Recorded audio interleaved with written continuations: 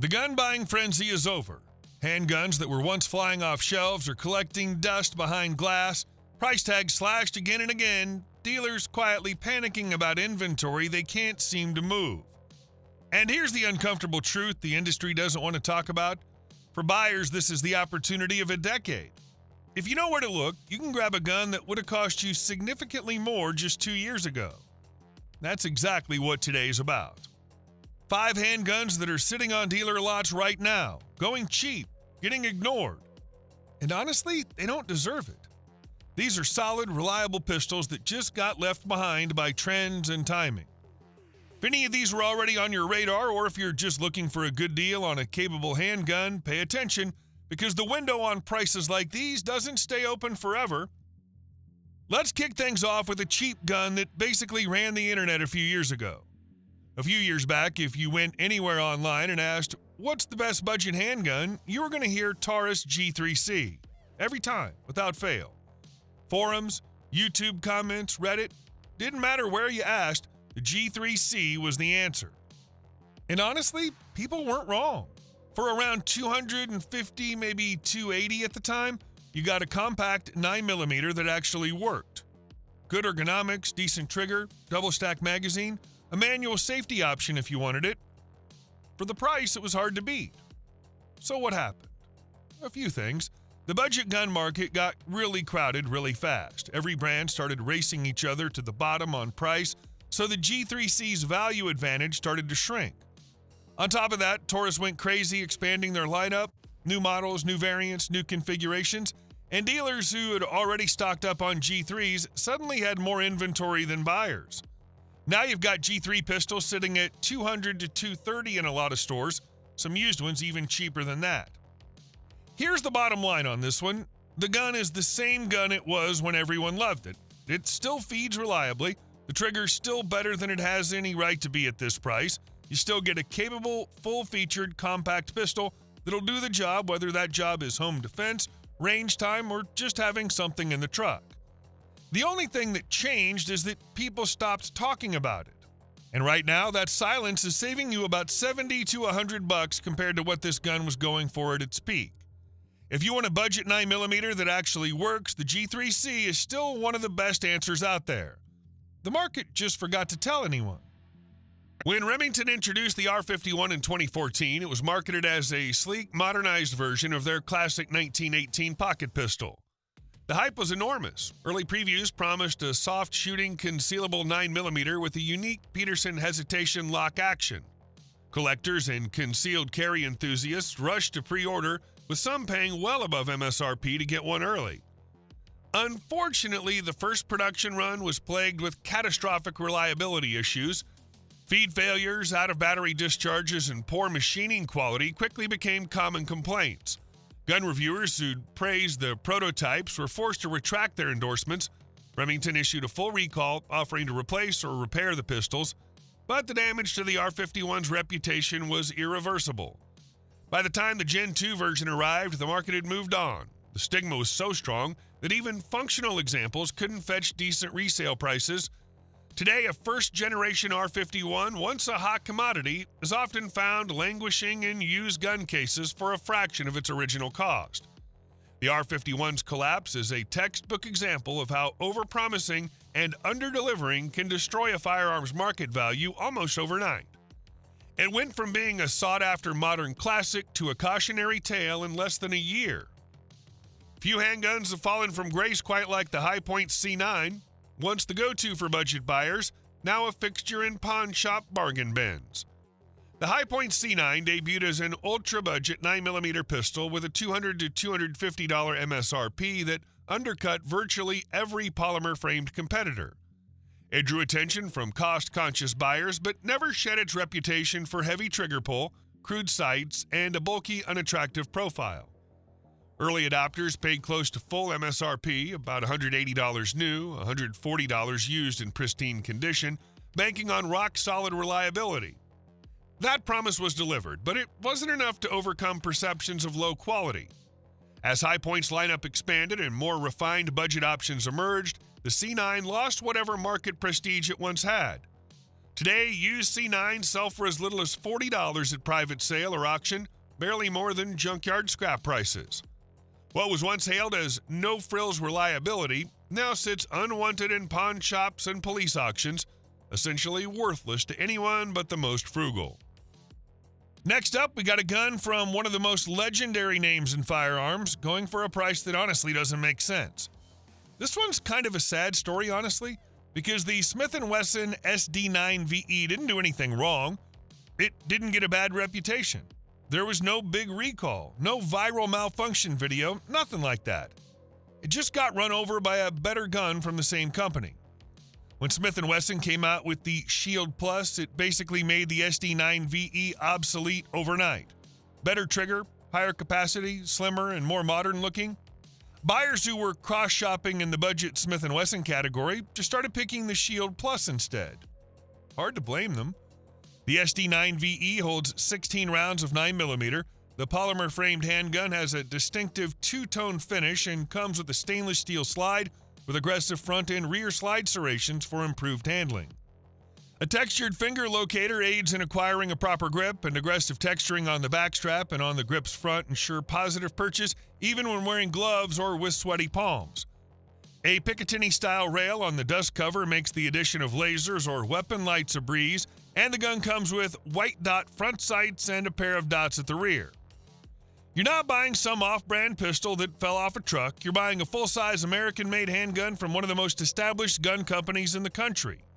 Dealers are practically giving these away right now compared to a couple of years ago. If you want a home defense gun, a range gun, or just a solid first pistol with a name you can trust, the SD9VE is one of the most underrated deals sitting in a case right now. Okay, so here's an interesting one. Walther is a brand that people genuinely love. If you've ever shot a Walther PPQ, you know exactly what I'm talking about. That trigger is one of the best factory triggers you're going to find on any striker-fired pistol, period. The PDP carried that reputation forward and became a serious competitor in the duty gun market. So with all that goodwill behind the brand, why is the Creed just sitting there? Because the Creed's Walther's budget gun, and when people walk in asking for a Walther, they want the PPQ or the PDP experience. They want that trigger. The Creed's trigger is fine. It's a good trigger for the price, but it's not the legendary PPQ trigger, so Walther fans walk past it. And budget shoppers who don't know the brand well don't trust it enough to pull the trigger. Pun intended. But think about what you're actually getting. A full-size 9mm, 16 rounds, built by Walther, a company that's been making precision firearms for over 100 years. The gun is accurate, it runs reliably, the ergonomics are solid, and right now you can find one at prices that feel like you're getting away with something. If you want a full-size home defense or range pistol and you don't need the latest optics-ready bells and whistles, the Creed is a genuinely great gun that the market's basically forgotten about. That's your opening. Next up, a brand you absolutely trust on a gun nobody seems to want anymore. Ruger made the Security 9 to be exactly what it sounds like. A no-nonsense, American-made, affordable 9mm that regular people could actually afford.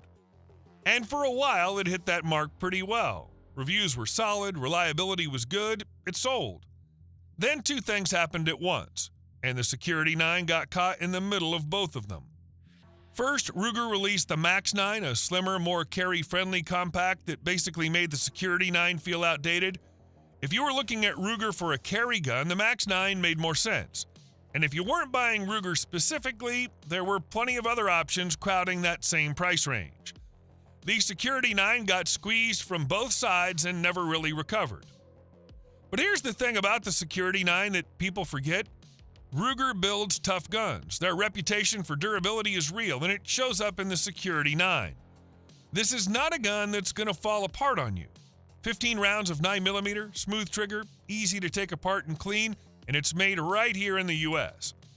For a range gun or a first pistol for someone who just wants something reliable without a lot of fuss, the Security 9 at current prices is a legitimate buy. It's been overlooked so consistently that dealers are genuinely motivated to move them, and that motivation is showing up in the price tags. Number 5 has one of the wildest falls from grace of any gun in the last decade. Of everything on this list, the Springfield Hellcat situation's probably the most wild. because this gun was a genuine sensation when it launched. Record-breaking capacity for a micro-compact, aggressive price point. For about a year and a half, if someone asked what micro-compact to buy, the answer was almost always the Hellcat. It dominated that conversation. And then Springfield kind of buried it themselves. They kept releasing new versions, the Hellcat Pro with a longer grip, the RDP with a compensator, the OSP with optics mounting built in. Each new version was better than the last, which is great for innovation, but it made the original look like old news really fast. Meanwhile, the whole micro-compact market exploded. Sig went crazy with P365 variants. Glock answered with the 48 MOS. Suddenly, there were 10 solid options where there used to be 2 or 3. The original Hellcat went from category leader to just another gun in a crowded case. Here's what that actually means for you, though. The original Hellcat is still a really good carry gun. 11 rounds flush, 13 with the extended mag. The grip texture actually grips. Like really grips. Some people find it almost too aggressive. The sights are fast, the gun's slim enough to disappear in a waistband, and Springfield's warranty and customer support are legitimate.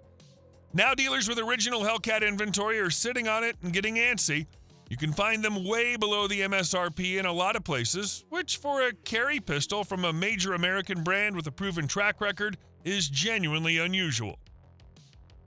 All right, I said 5 guns, but I have to talk about one more, because this one has a very different story than everything else on this list, and it's probably the most controversial gun you'll find going cheap right now, the Sig Sauer P320. Now look, the P320 needs no introduction. This is the gun the U.S. military picked as its standard sidearm. The M17 and M18, that's just the P320 with a different name. Law enforcement agencies across the country adopted it. Civilians bought it by the millions. Put it on a range and it performs. The balanced weight distribution means muzzle flip is controlled even when you're shooting fast. Follow-up shots come easy. Accuracy at 25 yards is consistently impressive for a factory gun. People who shoot these for the first time almost always walk off the range with a big dumb smile on their face. And then the lawsuits started piling up. But here's the thing. Whether the P320 actually has a mechanical defect or whether it's mostly user error blown up by lawyers and headlines, the damage to its reputation in the civilian market's already done. People see Sig P320 and they think the gun that fires itself. Doesn't matter if that's completely fair or not. So yeah, that's why it's on this list. And that's why prices have dropped hard. Right now you can find P320s, especially older non-X series configurations, at prices that would have seemed unbelievable 3 or 4 years ago. Some dealers with old stock are practically begging people to take them. So what do you do with that information? That's honestly a personal call. If you're buying used, make sure the voluntary upgrade was done, and if any of this makes you uncomfortable, that's a completely reasonable reaction. There are plenty of other solid options out there, including the other 5 guns we just talked about. But if you've handled a P320 and loved it, and you're willing to do your homework on the safety question, the price is right in a way that it hasn't been in a long time. Just go in with your eyes open. So there they are, 6 solid guns sitting on dealer lots right now, going cheaper than they probably should be. None of these guns got bad. The market just moved on and left them behind. And if you're willing to look past what's trending and actually evaluate what you're getting for the money, there's some real deals sitting behind that glass right now. The question is whether you're going to take advantage of them before the market figures it out and prices go back up. The original Hudson H9 is a textbook example of how quickly a firearm can go from highly sought after to nearly worthless. At launch, it generated buzz for its innovative design and bold performance claims, but the problems came fast, real problems, reliability issues, inconsistent quality control, and widely criticized customer service plagued the pistol.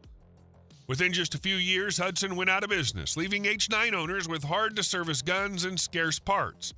While the brand has since been revived under new ownership with promises of fixes, that's little comfort to those who bought the originals.